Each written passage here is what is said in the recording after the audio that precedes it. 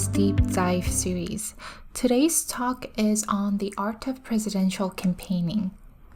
Hi, my name is Jennifer Hong. I'm an assistant professor of marketing at Albers, and my research focuses on consumers' judgment and decision making. And I'm Matt Isaac, professor of marketing at Albers.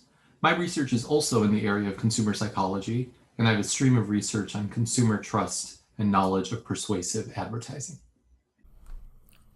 Our talk today consists of two parts.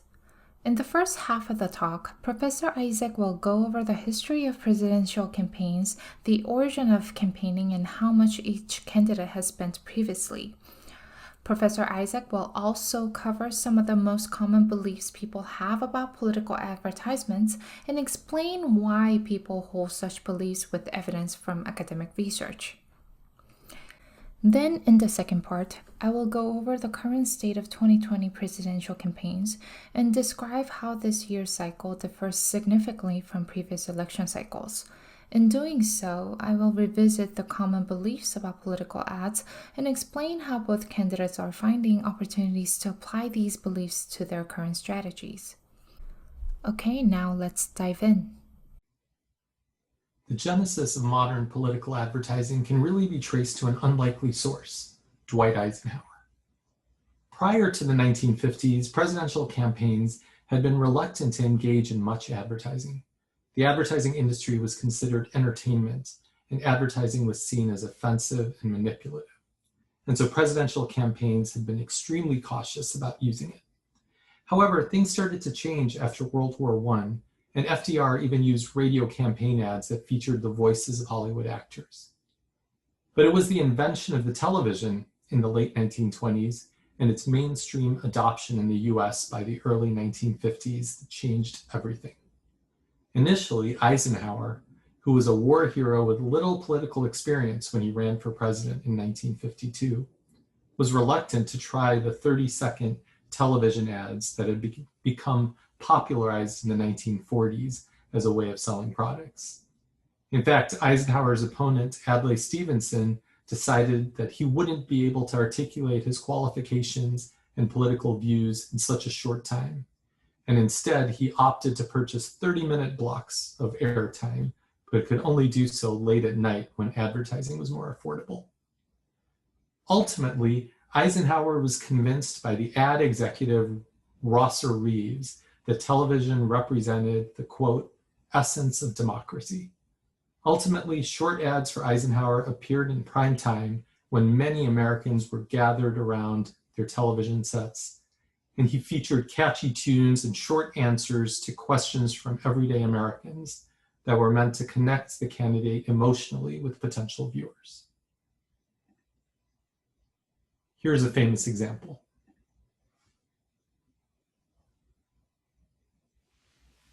I for president, I for president, I for president, I for president. You like Ike, I like Ike. Everybody likes Ike for president. Hang out the banner, beat the drum. We'll take Ike to Washington. We don't want John or Dean or Harry. Let's do that big job right. Just get in step with the guy that's left. Get in step with Ike. You like Ike, I like Ike. Everybody likes Ike for president. Hang out the banner, beat the drum. We'll take Ike to Washington. We got to get where we are going. Travel day and night for president. Let Adelaide go the other way. We'll all go with Ike. You like Ike, I like Ike. Everybody likes Ike for president. Hang out the banner, beat the drum. We'll take Ike to Washington. We'll take Ike to Washington. Now is the time for all good Americans to come to the aid of their country. Vote for Eisenhower. The ads worked. Eisenhower's television ads not only activated his Republican base, but also non-voters who found him personable and relatable. Eisenhower won the 1952 presidential election in a landslide. And with that, the modern era of presidential campaign spending was born. As this graph shows, campaign spending has grown considerably over the past 6 decades, and especially since 2000, with the emergence of political action committees and new digital methods to garner donations that could later be spent on advertising. Although this graph focuses on overall campaign spending over the years, advertising constitutes a significant portion of presidential campaign spending. Even if we normalize the data by accounting for inflation, population growth, and income growth, there still appears to be a general upwards trend in campaign spending over the years. So in which medium has all the advertising spending taken place?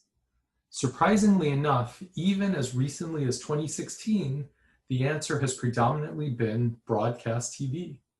This graph shows all political ad spending, not just presidential ad spending, in the election years of 2008, 2012, and 2016. As you can see, even though digital ad spending in blue surged from 2012 to 2016, broadcast TV advertising in gray grew as well, and TV spending remained nearly 6 times as much as digital spending just 4 years ago. So how did Eisenhower's brainchild from 1952, the presidential campaign TV ad, manage to stay relevant for 6 decades? Well, one reason is tradition, as captured by this quote from a political strategist. Especially for presidential elections where all citizens should presumably have some level of interest, television is still considered an effective way to reach many potential voters at once, especially passive voters not necessarily seeking information. Some strategists still prefer a mass market segment of one approach rather than a more fractured or customized advertising approach.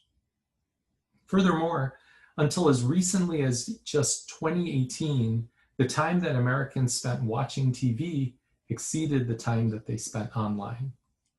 This was especially true for older demographics who will remain important because they more reliably turn out to vote. We'll hear later from Professor Hong if TV has remained king in 2020. The staying power for TV ads through 2016 also can be attributed in part to the rules that the Federal Communications Commission has implemented for political advertisements purchased by a candidate's own campaign committee.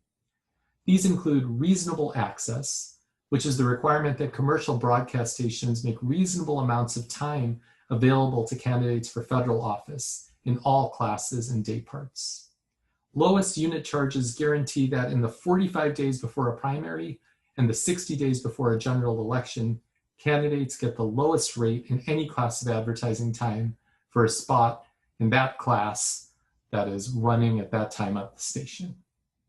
Equal opportunities mean that US radio and television broadcast stations must provide an equivalent opportunity to any opposing political candidate who requests it. There are some exemptions depending on the type of programming, but the basic principle is that all candidates are entitled to equal advertising time. No censorship by broadcasters means that the broadcaster cannot reject an ad that is sponsored by the candidate or the candidate's official campaign committee, as long as that ad has the recognizable voice or image of the candidate somewhere in the course of the ad. No matter how outrageous the statement of the candidate may be, the station cannot refuse to run the ad, except in cases where the ad is considered legally obscene or which otherwise may violate some federal felony statute. Finally, the civil liability rule protects broadcasters. Since they can't censor ads, they can't be held liable for any person's harm or defamation arising from the ad. Importantly, the above rules generally do not apply to third-party ads, including ads from committees of each political party, rather than the candidate's own committee. For third-party political ads, the broadcaster is free to decline running an ad that it is uncomfortable with. Next, I want to mention 3 common beliefs about political ads. First, that less informed voters are more easily swayed by ads. Second, that negative ads are more effective than positive ones. And third, that news organizations neutralize misleading ads by fact-checking them. Let's start with the first. So are less informed voters more swayed by political ads? What does academic research tell us? The answer seems to be generally yes. Extensive research on the confirmation bias suggests that people tend to discount information that undermines their own strong opinions or judgments. This suggests that political ads should be more likely to affect the choices of less informed voters, who are typically less likely to have a strong opinion prior to viewing the ad as compared to more informed voters. And indeed, recent neuroscience research has even found that existing judgments alter the neural representation of information strength. The caveat to all of this is voter involvement. Most advertising requires at least a minimal level of attention in order to have an effect. Given that less informed voters are more likely to ignore or tune out a political ad, it may be harder to get these voters to even listen to the message in the first place. That said, some research has suggested that political advertising can affect behaviors even without consciously changing attitudes or beliefs. Let's move on to the second common belief. Are negative ads more effective than positive ads? Well, the increase in negative ads seems to suggest so. The darkest color on this graph represents negative ads or attack ads that focus on undermining an opponent's credibility. As you can see, the percentage of negative ads increased from 2000 to 2012, and the trend seems to have continued in recent presidential cycles. Positive ads, the lightest color on the graph, that focus on a candidate's own values and skills, seem to be on the decline. And to a lesser extent, so are contrast ads, which are shown in the middle of each bar, which include both a positive component and a negative component. What does the research say about the effectiveness of these different types of ads? There is a lot of research in psychology supporting the idea of a negativity bias, where people attend to and rely on negative information more than positive information. However, a meta-analysis, which provides a holistic view of the literature on a topic that was conducted a while back, surprisingly found no difference in the effectiveness of positive versus negative ads. Since then, researchers have suggested that negative ads both shrink and polarize the electorate. Many voters dislike negative ads, and they lead them to be disenchanted with both candidates and opt out of voting at all. But in line with the confirmation bias, negative ads may also appeal to a candidate's base, especially if their voters already harbor an extremely negative view of the opponent. The short answer to whether negative or positive ads work better is likely it depends. Research suggests that the answer is nuanced, and there may be many moderating factors, including the timing of the ad and closeness of the race itself. Attack ads may help convince voters early on before they have made up their minds, but they can depress turnout when seen by voters who have already made a choice if they're used closer to the election date. Finally, does fact-checking by news organizations work? Despite its growing prominence in news coverage and public discourse, there's still considerable ambiguity regarding when and how fact-checking affects beliefs. Another meta-analysis of the academic literature showed that fact-checking does work, in that it has a significantly positive overall influence on political beliefs. However, the same research showed that these effects weaken when using truth scales or refuting only parts of a claim. Furthermore, the ability to correct political misinformation with fact-checking depends a lot on participants' pre-existing beliefs, ideology, and knowledge. Some research has shown that partisans tend to persist in believing inaccurate information even after it's corrected, when that information makes their party look better or makes the other party look worse. Again, this may be the effect of the confirmation bias. With that background on presidential campaign advertising and the discussion we just had on common beliefs about political ads, I'll turn it over to Professor Hong to talk about how things have changed in 2020.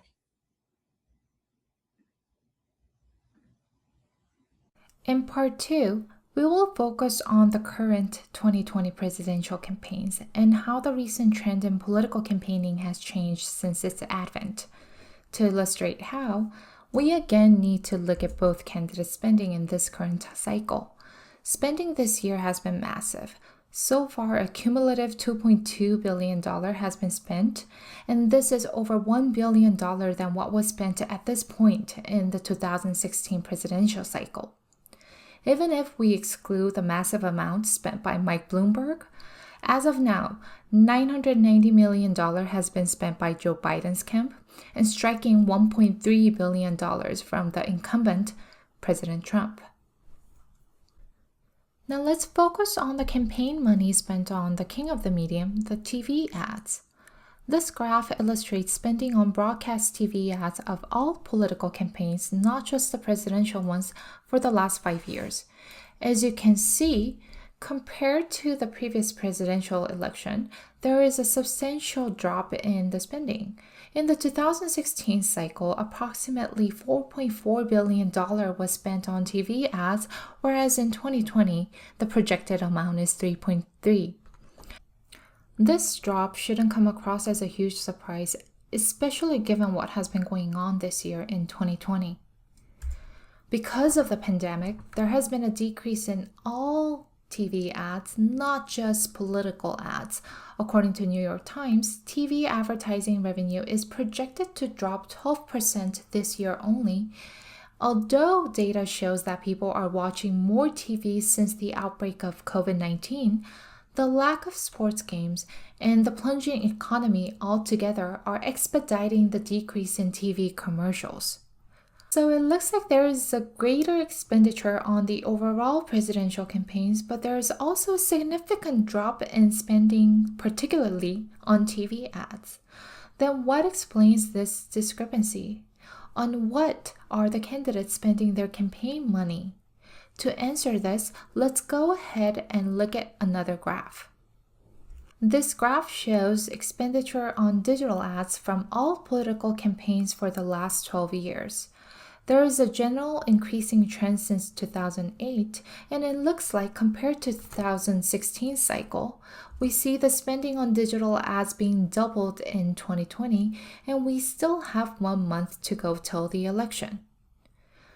Overall, how the presidential campaigns are being conducted now seems very different from how they were in the previous cycles. Though the broadcast TV is still the king, the share of the TV ads are going down, whereas the share of the digital ads are going up. At this moment, we can't really say this trend will be the same in the future, but it's worth noting why there is a boom of digital ads in the political campaign. The main digital platforms that the two candidates actively use are Facebook and Google, which owns YouTube. Just in the year of 2020, Donald Trump has spent about twice more than Biden has on these two platforms, with both candidates spending slightly more on Facebook than on YouTube. Just on Facebook only, if you look at the purple and the blue lines here, there has been a steady increase in the spending from both candidates as we come closer to the election season. So why are politicians spending so much on digital ads, especially more so on Facebook? To answer this, let's revisit the common beliefs that Professor Isaac described earlier. Less informed voters are more easily swayed by ads. Negative ads are more effective than positive ones. And finally, news organizations neutralize misleading ads by fact-checking them. First, let's review how politicians leverage these beliefs using broadcast TV ads. Because less informed, less decided voters are more likely to be swayed by ads, much of the money spent on TV has been geared towards the local ads in swing states. And as Professor Isaac mentioned, there seems to be a steady increase in the share of fear-driven negative ads, while positive ones are decreasing. Lastly, due to the increasing concerns of spread of misinformation, more and more news organizations, especially those in the mainstream media, put a lot of effort in fact-checking the content of the ads and also pretty much any remarks made by both parties. Now let's see how these beliefs are applied in the digital world. Yes, indeed, just like TV ads, digital ads are a great medium to reach out to undecided voters. It should not come to you as a surprise. Such targeting is even easier online, mainly due to the fact that organizations can customize hyper-targeting, also known as micro-targeting. Micro-targeting is a marketing strategy that uses legally acquired data to segment population into smaller groups for content targeting. These data include what people like, who they've connected to, what their demographics are, what they've purchased, and the list goes on. Hence, if one can identify the common demographics of the undecided voters, one could present the ad tailored to those, for example, in the swing states, and also in the states with high number of electoral votes. In fact, both candidates' spending on Facebook are allocated mainly to those locations as noted by the darker hue you see in this map. More ads on presidential elections are appearing in these states with dark purple. Another target basis both camps commonly use on Facebook is the age. This is the breakdown of the registered voters by age. Both candidates proportionally target prospective voters based on their age, with Biden spending a little bit more on adults between age of 25 and 44. The same applies for micro-targeting based on gender. Both candidates are spending proportionally to the registered voters' demographics, again, with Biden spending strategically more on female voters. Now the candidates can target based on people's behaviors, such as the words they searched online. This graph illustrates how much each candidate has spent on targeting based on topic and keywords that Facebook users searched online. For instance, both candidates spent substantial amount on their own name and also their opponent's name. They also spent different amounts on different topics depending on the policies they support. So why is there a growing demand for digital ads but less so for broadcast TV when in fact you would presume that TV reaches out to a broader audience? The obvious factor is the cost. Getting an ad spot on national TV costs millions and millions of dollars, whereas putting a digital ad costs only about a couple. Moreover, with digital ads, politicians have more freedom to customize their target segments. Sure, obtaining data on whom people have actually voted in the past may not be legal, but there are other demographic bases and even behavioral bases that campaign managers can rely on. However, it is a bit presumptuous to think that digital ads may be more effective at swaying undecided, less informed voters. This is mainly because we cannot guarantee that viewers are more engaged in online ads, or they are paying attention to these ads more when presented online than offline.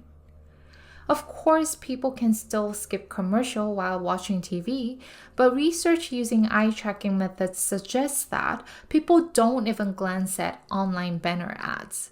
So in terms of the overall effectiveness, we cannot say one dominates the other one, and that's probably why we still see both candidates buying ad spots on TV.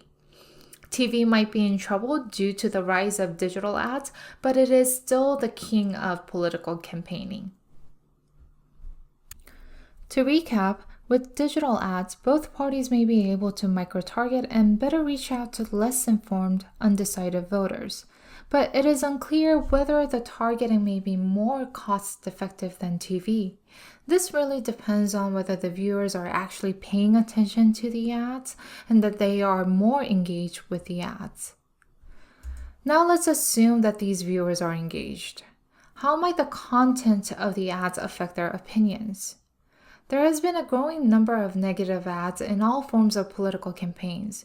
This is not an exception in the online outlet. In fact, the absence of ununified regulation yields greater exposure to negative ads. First, let's talk about whether there is a difference in the content of the ads that are aired offline versus online. One would think that there may be more variations of negative ads online when in fact there isn't much of a difference in the actual content between these two types of ads. There's some interesting research that shows that some online ads are not necessarily more negative than offline ads. The recent trend is that the political ads have become more negative and more fear-driven. This null difference can be explained by the FCC rules Professor Isaac mentioned earlier. For instance, these two rules imply that the broadcasters do not have any control over the content and they have no liability for the ads either. The same set of rules exists online, and backed up with the First Amendment, we pretty much see the same content with the same messages. However, certain regulations applied to TV do not carry over to the digital world. The lack of top 3 regulations listed here, reasonable and equal access to all campaigns at the lowest rate, this allows greater exposure to the political ads in the online setting.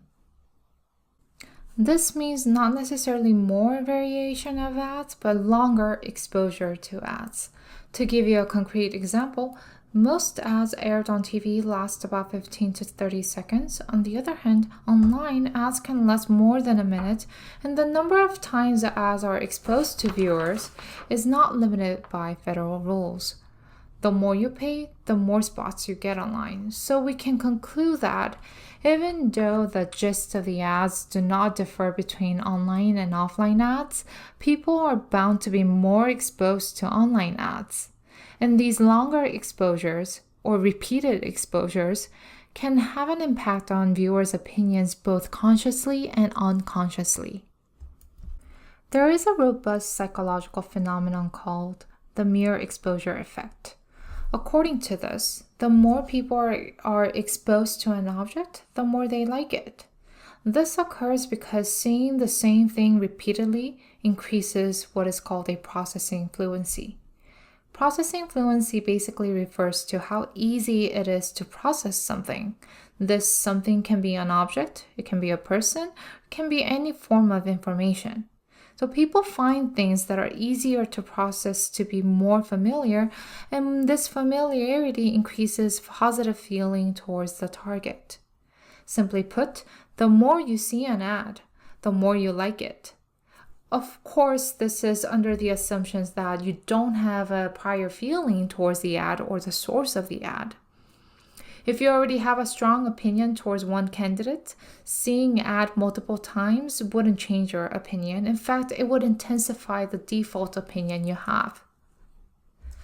Also, this doesn't imply that politicians should go ahead and bombard people with their ads. When people actively pay attention to these ads every single time they see it, the mere exposure effect can backfire. And this may even result in what is called an advertising wear-out. People either get sick of the ads or they are annoyed by them. So there is some merit to the larger number of exposure online, but that doesn't mean that there's no benefit of running offline TV ads. You could assume that on TV, because there is less exposure of ads compared to the internet, there is a longer delay between the time you watched an ad and the time you assess and attempt to recall what the ad was all about.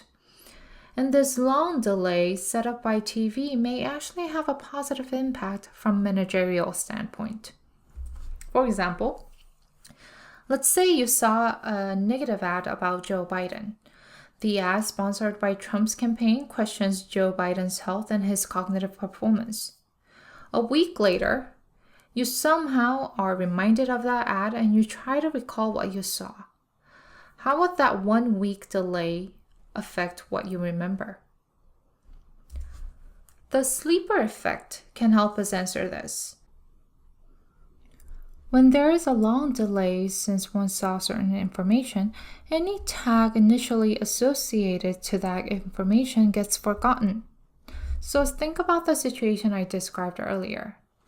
You saw an ad, a negative ad about Biden, and this ad was endorsed by Trump. Though the content in the ad may not be true, after a long delay, you may forget the false tag associated with that ad, that it was an attack ad. And you may also forget the source of the ad, in this case, Trump. So at the end of the day, you may just recall the core message described in that ad. The sleeper effect may partially explain why TV ads are still prevalent and also the growing number of negative ads out there. Surely, this platform provides great benefit to both camps, but to the viewers, this may not necessarily be beneficial as the content in the negative ad may deem more believable after having forgotten the source of these ads. Now let's move on to the final belief and see how that's applied in digital setting. On TV, more and more news organizations are actively fact-checking information generated by both parties. The motivation to do so stems from, of course, regulations set by FCC, but also from journalistic integrity. Unfortunately, much of these are lacking in various social media platforms, and lack of such allows a rapid spread of misinformation. Part of the reason why we see much more so-called fake news online than we do on TV is the cost. Circling back to the earlier point I made, because it is much cheaper to put a political ad online than on TV, sponsoring these ads is not just limited to the presidential candidates. Also, these ads are not limited to paid banner ads or paid video clips. They come in various forms, including these posts on Facebook generated by unofficial third-party supporter groups.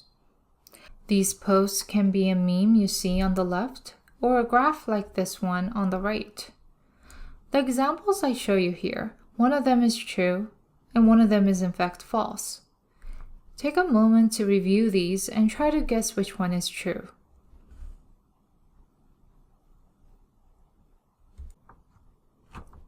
So what do you think? Which one is true? The meme saying that Trump was nominated twice for Nobel Peace Prize? Or the graph that illustrates how RNC viewership being much higher than that of DNC for all 4 nights? Here's the verdict. Trump indeed was nominated twice for the Nobel Peace Prize, but the viewership of the DNC on television networks was actually higher than the RNC each of the 4 nights.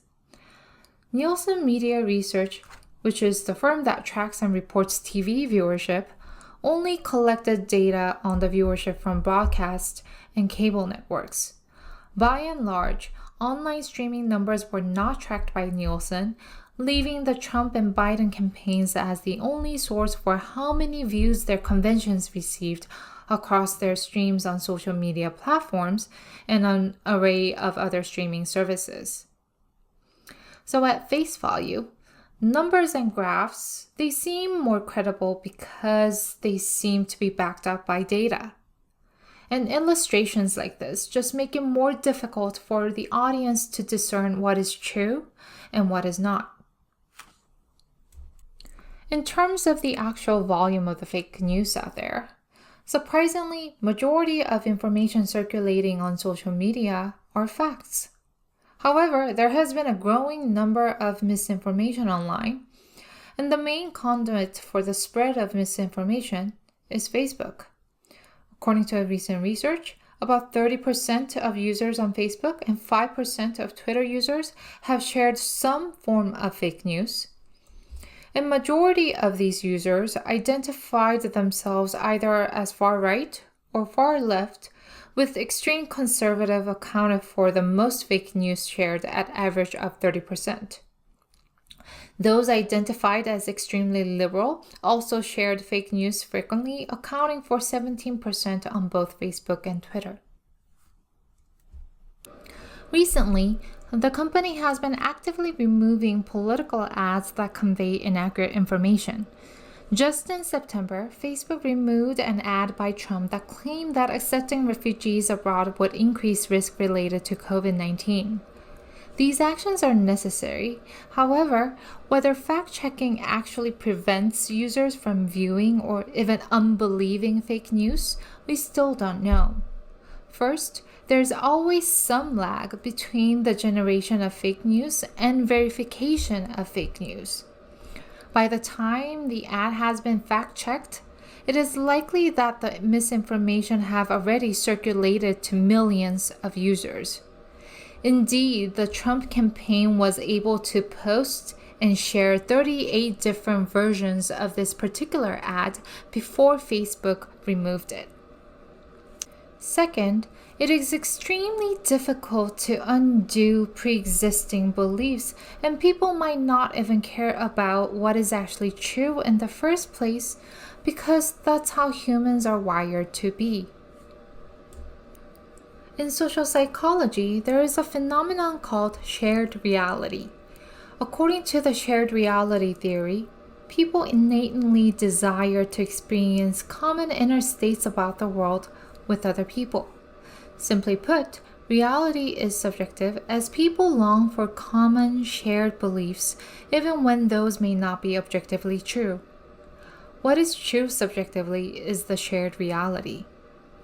Let's think about a simple example. Let's say this person A believes that Santa exists, and so does this person B. Together, A and B have formed their own shared reality. So even if there is this person C who refutes the claim with solid evidence, A and B will quickly dismiss what C says and continue on living their shared reality because to them, that is their quote-unquote verified reality. Apply this to the current political situation in this country or in any country. Those with strong beliefs on either end of the political spectrum may not care about what the actual facts are. Their main priority is more likely to be maintaining the shared reality with others alike. Another phenomenon that could indicate that fact-checking may not work is the confirmation bias. People tend to selectively search for, attend to, and favor information in a way that is consistent with their prior beliefs. So, if I believe Santa exists, I would only seek for information that is aligned with my beliefs. So I would actively search for photos of the North Pole or hang out with elves and other Santaphiles. You get the point. And this confirmation bias can get exacerbated by recommendation algorithms used by various social media networks. These algorithms can predict what people already like based on people's previous search, what they saw, what they clicked, or even based on what their close contacts saw and clicked.